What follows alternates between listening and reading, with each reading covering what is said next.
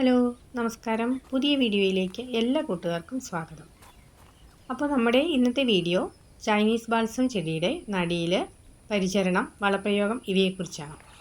അപ്പോൾ നമുക്ക് വീഡിയോയിലേക്ക് കടക്കുന്നതിന് മുമ്പായിട്ട് നമ്മുടെ ചാനൽ പുതിയതായിട്ട് ഏതെങ്കിലും സുഹൃത്തുക്കൾ കാണുന്നുണ്ടെങ്കിൽ ഒന്ന് സബ്സ്ക്രൈബ് ചെയ്തിട്ട് കാണാനായിട്ട് ശ്രമിക്കണേ. വീഡിയോ ഇഷ്ടപ്പെട്ടാൽ ലൈക്ക് തരാനും ഷെയർ ചെയ്യാനും കമൻറ്റ് ചെയ്യാനും മറക്കരുതേ. അപ്പോൾ നമുക്ക് വീഡിയോ കാണാം. മഴക്കാലത്തായാലും വേനൽക്കാലത്തായാലും നിറയെ പൂവിടുന്ന ഒരു ചെടിയാണ് കേട്ടോ ചൈനീസ് ബാൽസം. അധികം പരിചരണമൊന്നും വേണ്ട ഈ ചെടിയിൽ പൂവുണ്ടാകുന്നതിന് വേണ്ടിയിട്ട്. അപ്പോൾ ഈ ഒരൊറ്റ ചെടി മതി നമ്മുടെ വീട്ടിൽ കാട് പോലെ ഈ ചെടി വളർത്തിയെടുക്കാനായിട്ട് സാധിക്കും. ഒരു ചെടിയിൽ നിന്ന് നമ്മൾ നട്ടുപിടിപ്പിച്ചതാണ് ഈ കാണുന്ന ചൈനീസ് ബാൽസം എല്ലാം.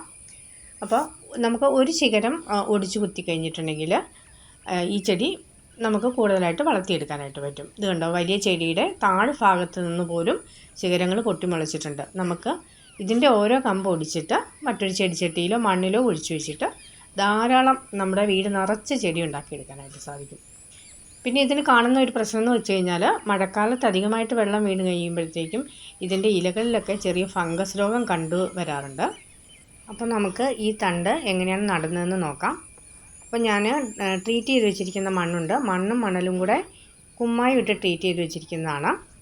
നമുക്ക് ചകിരിച്ചോറുണ്ടെങ്കിൽ ഇതിലേക്ക് ചേർത്ത് കൊടുക്കാവുന്നതാണ് കേട്ടോ.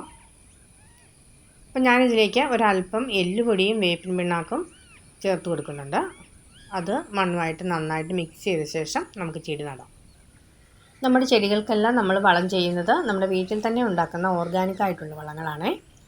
അപ്പോൾ നമ്മൾ ഈസ്റ്റ് പുളിപ്പിച്ചിട്ടുള്ള വളം നമ്മൾ നേരത്തെ തന്നെ അതിൻ്റെ വീഡിയോ ചെയ്തിട്ടുണ്ട്. അത് നമ്മൾ ചെടികൾക്കെല്ലാം കൊടുക്കാറുണ്ട്. ചെടികൾ വളരാനും ധാരാളം പൂവിടുന്നതിനും ആ വളം വളരെ സഹായിക്കുന്നുണ്ട്.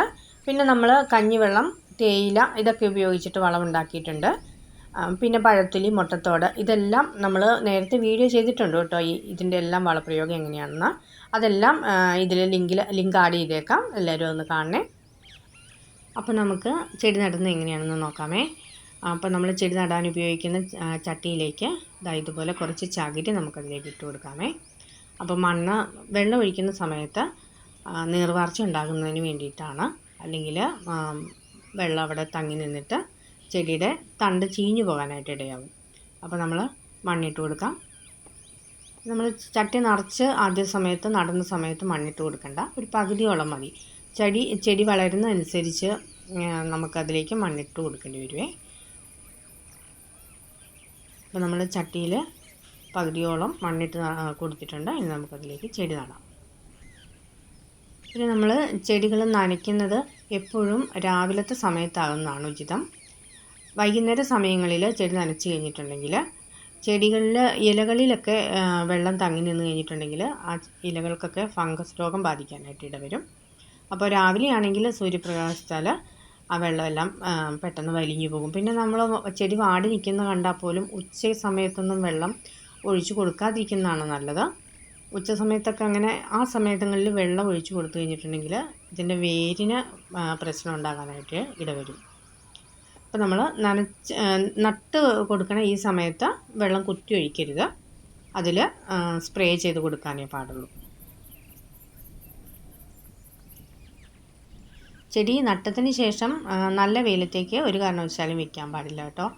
നല്ല തണലുള്ള സ്ഥലം നോക്കിയിട്ട് വെക്കണം. അപ്പോൾ ഇതിൻ്റെ വേര് പിടിച്ചു കഴിഞ്ഞ് മാത്രം വെയിലത്തേക്ക് മാറ്റി വയ്ക്കുക. അപ്പോൾ ചൈനീസ് ബാൽസം ചെടിയുടെ നടിയിലും പരിചരണം പിന്നെ വളപ്രയോഗം ടിപ്സുകളൊക്കെ ഇതാണ്. അപ്പോൾ വീഡിയോ എല്ലാവർക്കും ഇഷ്ടമായെന്ന് കരുതുന്നു. ഇഷ്ടമായാൽ തീർച്ചയായും ലൈക്ക് ചെയ്യാനും ഷെയർ ചെയ്യാനും കമൻറ്റ് ചെയ്യാനും മറക്കരുതേ. അപ്പോൾ നമ്മുടെ ചാനൽ സബ്സ്ക്രൈബ് ചെയ്തിട്ട് നമ്മുടെ വീഡിയോസൊക്കെ ഒന്ന് കയറി കാണണം. നമുക്ക് ചെടികളുടെയും പച്ചക്കറികളുടെയും ഒക്കെ വളപ്രയോഗം നടിയിൽ അങ്ങനെയുള്ള കാര്യങ്ങളെല്ലാം നമ്മുടെ വീഡിയോയിൽ ഉൾപ്പെടുത്തിയിട്ടുണ്ട്. അപ്പോൾ വീഡിയോ ഇതുവരെ കണ്ട എല്ലാവർക്കും നന്ദി.